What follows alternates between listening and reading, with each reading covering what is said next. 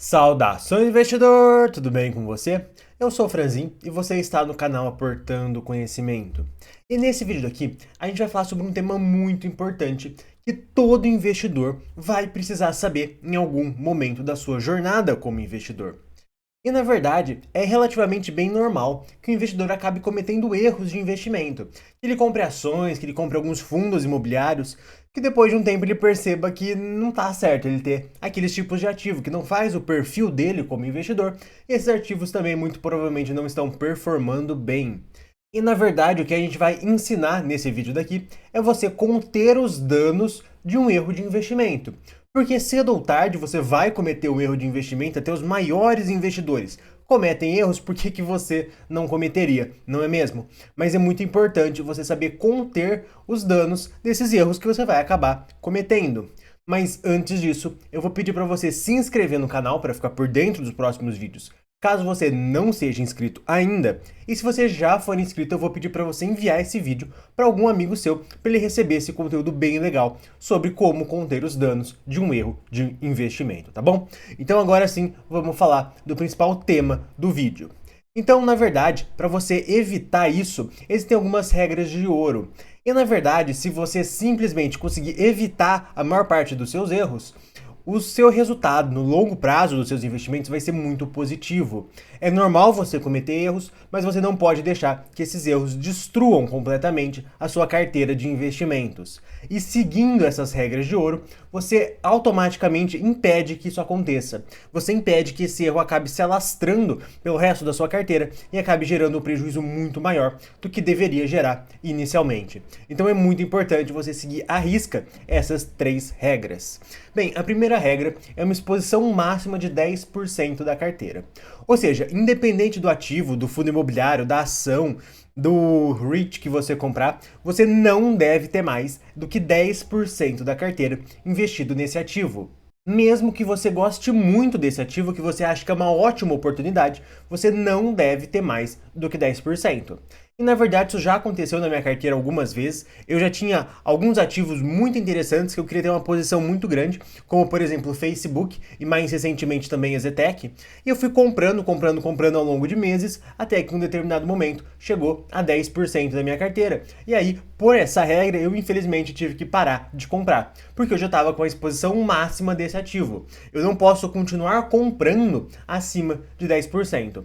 E no caso do Facebook, por exemplo, que triplicou de valor desde quando eu parei de comprar, desde o meu preço médio, poxa, eu tô deixando ele lá na carteira sem muito problema, porque eu ainda acredito na tese. Mas eu não vou comprar mais de um determinado ativo se ele representar mais do que 10% da minha carteira. Isso daqui é muito interessante, porque por mais que você goste de um fundo imobiliário, por mais que você goste de uma ação, poxa, você ainda pode cometer erros na sua análise ou ainda pode acontecer algum problema gigantesco. Como, por exemplo, eu gosto bastante de soja 3, mas vamos supor que, por exemplo, pegue fogo em uma das fábricas dele, isso seria um problema muito grande e que não é controlável, que não está na minha análise.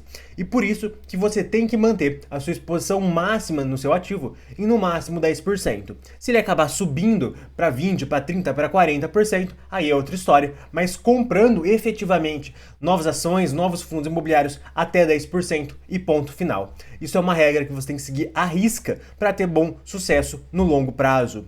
A segunda regra, na minha opinião, é a mais importante de todas. É não fazer preço médio só por fazer. Então você comprou, por exemplo, o DEVA 11 a R$100, atualmente ele está a 40, você não vai comprar mais só para você diminuir o seu prejuízo. Só para você diminuir o seu preço médio. Isso não faz sentido. Porque você tem que investir sempre nos melhores ativos. O seu dinheiro, ele é finito. Todo mês você tem a obrigação de buscar os melhores ativos e investir neles. Se você fica investindo em um ativo que não é tão bom assim, que está passando por muita dificuldade, que não era o ativo que você queria comprar inicialmente, você só está desperdiçando dinheiro num erro de investimento. Então, se você comprou uma ação, se você comprou um fundo imobiliário e ela caiu muito, você só vai comprar mais se, na sua opinião, ela for a melhor oportunidade para aquele momento. E aí eu te pergunto, DEVA 11 a melhor oportunidade para o momento de agora?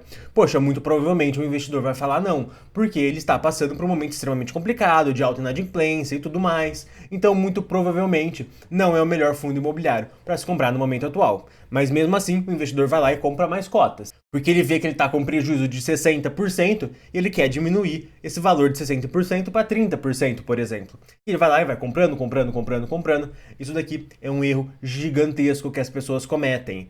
Se você está tomando fumo, se você está com um prejuízo gigantesco em um fundo imobiliário, em uma ação, não necessariamente você precisa só sair comprando mais. Você só vai fazer isso se você julgar que aquele ativo naquele preço é o melhor investimento para aquele momento.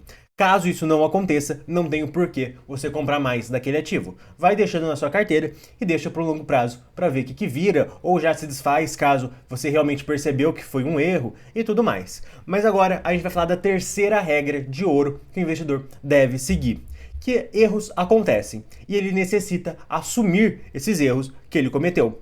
Todos os maiores investidores, Warren Buffett, o Munger e por aí vai, cometem erros. Por que você não vai cometer erros? Você também comete, todo mundo comete erros.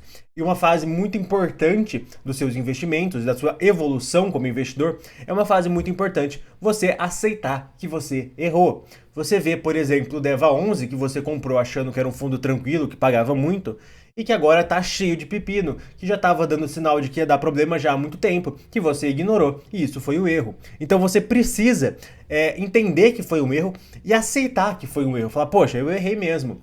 E tirar disso os melhores ensinamentos. Como que você vai fazer para que você não cometa um outro erro igual? Você vai analisar um pouco melhor o histórico, você vai analisar um pouco melhor a carteira, você vai ver outras análises de outros investidores, você pode fazer várias coisas, mas você precisa aceitar que você cometeu um erro. Senão você vai voltar para a regra 2 e ficar fazendo preço médio desnecessariamente num fundo imobiliário que não é bom ou numa ação que também não é boa. Então é um outro ponto muito importante que você precisa aceitar, que em determinado momento você vai cometer um erro e você vai ter que assumir esse erro. Você vai ter que falar, poxa, nessa daqui eu perdi a mão nessa ação, nesse fundo imobiliário, eu perdi a mão aqui na análise, não analisei da forma mais correta possível e acabou me gerando um prejuízo de tanto, e tudo bem. E quando você aceita o erro, o que você pode fazer? Bem, você pode tomar duas ações. Ou você pode vender aquele ativo que você achou que foi um erro, você pode achar que aquele ativo não é mais para você, que ele tem riscos que você não viu, que ele tinha coisas que você não analisou direito, e só vender e seguir a sua vida. Ou você pode só manter na carteira. Como você investe para longo prazo, se você só manter na carteira, isso não vai representar um grande problema, desde que você respeite essa exposição máxima de no máximo 10% desse ativo. E aqui é muito importante você entender que essa fase de você assumir um erro, não tem como você comprar um ativo, um fundo imobiliário, uma ação e perceber que foi um erro um mês depois. Você vai demorar um tempo mais longo, uns 6 meses, um ano, para você chegar à conclusão que, poxa, realmente aquele ativo ali não tem muito mais futuro na sua carteira, não é o seu estilo de investimento e que a melhor coisa seria ou vendê-lo ou deixar ele na carteira por longo prazo e ver depois o que vira. E com base em tudo que eu falei aqui nesse vídeo, se você conseguir seguir essas 3 regras à risca, muito provavelmente você vai mitigar muito o prejuízo que você vai tomar no longo prazo, porque é muito comum na jornada de um investidor que ele acabe cometendo alguns deslizes, e você mitigar o dano que isso vai causar para sua carteira é extremamente importante. E gente, esse vídeo vai chegando ao fim e eu vou estar recomendando outros 2 vídeos aqui do canal. Gente, um forte abraço e até o próximo vídeo.